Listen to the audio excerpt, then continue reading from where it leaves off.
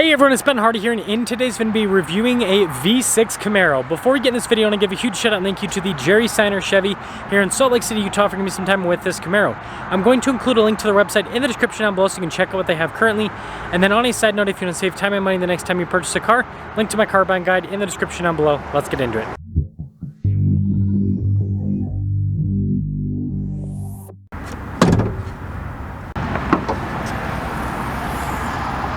Under the hood, we have a 3.6-liter V6 that goes through a 10-speed automatic transmission. Fuel economy is 18 around town and then 29 on the highway, with power outputs being 335 horsepower and then 284 pound-feet of torque. Now, before we move forward with this video, I do want to mention, if you want to see more videos just like this, then I recommend you subscribe because I post content every single day. So starting with the hood, you guys can see it's kind of raised there in the center, and this blue paint pops. Down below, I've got these really interesting looking headlights. As you can see, RS badge. Notice the Chevy bow tie is blacked out, and then the trim at the bottom is also blacked out. And putting it all together, it has the Camaro's signature sporty design. Now around the side here, our tire wheel setup is 245, 40, 20 in the front and over in the rear. And you guys can see with the wheels completely blacked out. We also have the Camaro badge here on the side, and this is where you can see it's a convertible. And then here's your full side view with this Camaro. Now taking a look at the key fob, we have our lock and unlock function, remote start. We've got that to drop the top, and then you can open up the trunk as well. And then Chevy bow tie in the back. And speaking of back, you guys can see the cargo space here. It is limited a bit by the top. It's one of the downsides of going to the convertible life. But outside of that, we've got this cool looking spoiler here on the back end. Look at the taillights. And then you guys can see the exhaust tips down below as well, and then our RS badge. And putting it all together, the back end, it just looks so wide. Now taking a look at the front door panel, you guys can see soft touch down below. We've got some nice stitching as well. Window controls, windows are automatic for those of you wondering. We've got our mirror adjustments. There's a quick look at the mirrors themselves. And if we pull this latch right here, this will actually show us the rear seats. So you guys can see kind of a little bit of a contrast back there. Obviously really cramped in the back. It's a muscle car thing. So I'd reserve it for storage or little kids. And then here's the front seat. You guys can see again with the inserts there. Really cool looking power adjustments here on the side. And there's a quick look at the pedal layout down below.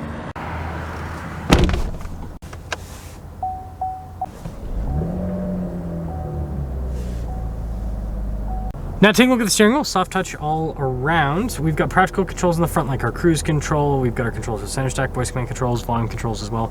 Paddle shifters here on the back for the 10-speed, and then you can see the stocks there on the back.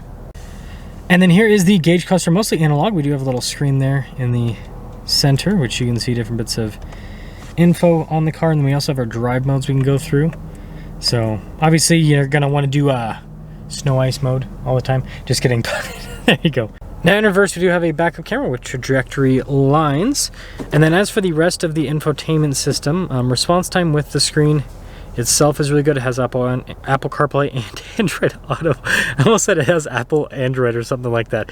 Who knows? Anyways, analog controls here at the bottom, and then you can see we've got our climate controls. It's cool with the vent. How you twist that to change the temperature.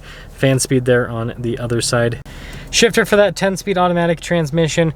Got our stability control here. That's for the drive mode select, parking brake. And then we've got a little kind of like charging port here.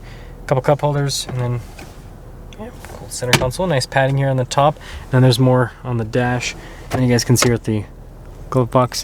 And then with the top, the release is right there. Pretty cool. Now here's a look at the window sticker. 2024 Camaro 1LT. After all options, $43,285 is the total MSRP, and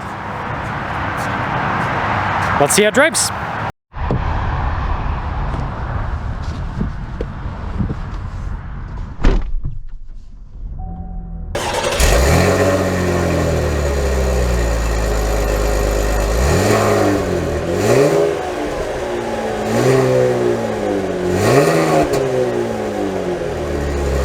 Let's talk about visibility before we set off. Here's visibility over the hood, both the mirrors, Joe, and then throughout the rest of the rear. And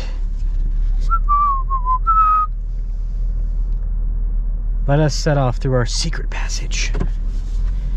Don't tell anyone, but we have our secret passage built just for the Camaro. Okay, so setting off in the V6 Camaro. So I know some people might complain that I didn't go over the convertible stuff. I've already reviewed a convertible, so I didn't really feel the need to. In this review, I wanted to focus more on the engine, right? That's the reason why I'm reviewing this, is because it's a V6, not because it's a convertible. So first off, ride quality is actually pretty good for a muscle car, pony car, whatever you want to call it. People are gonna be like, it's a pony car, Ben. Okay, it's a pony car, people. It's a pony car. Yeah, being a shorter wheelbase vehicle and everything, it rides pretty well. Now, braking's also good with this. Seats are pretty comfortable. Obviously you can upgrade, you know, to like leather seats. There's also like the seats with the Alcantara inserts, but you know, this is gonna suffice. And there's no way this is happening. So, continuing along here.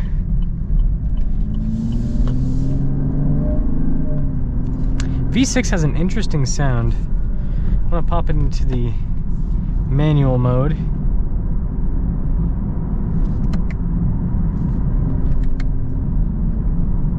Seems pretty responsive overall.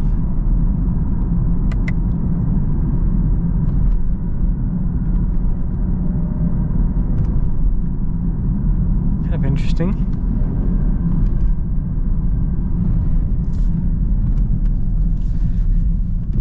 Yeah, I think I like how this.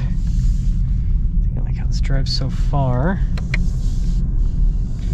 An acceleration with the V6. Wow.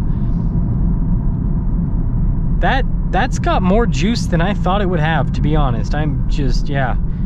I did not expect that. I thought this was, and I think it sounds, like, it doesn't sound good at low RPMs, but like,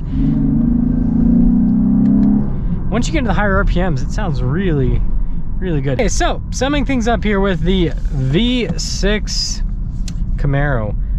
Better than I expected. Better than I expected. I've reviewed the Turbo Camaro as well, and I think I like the V6 more than the Turbo, to be honest.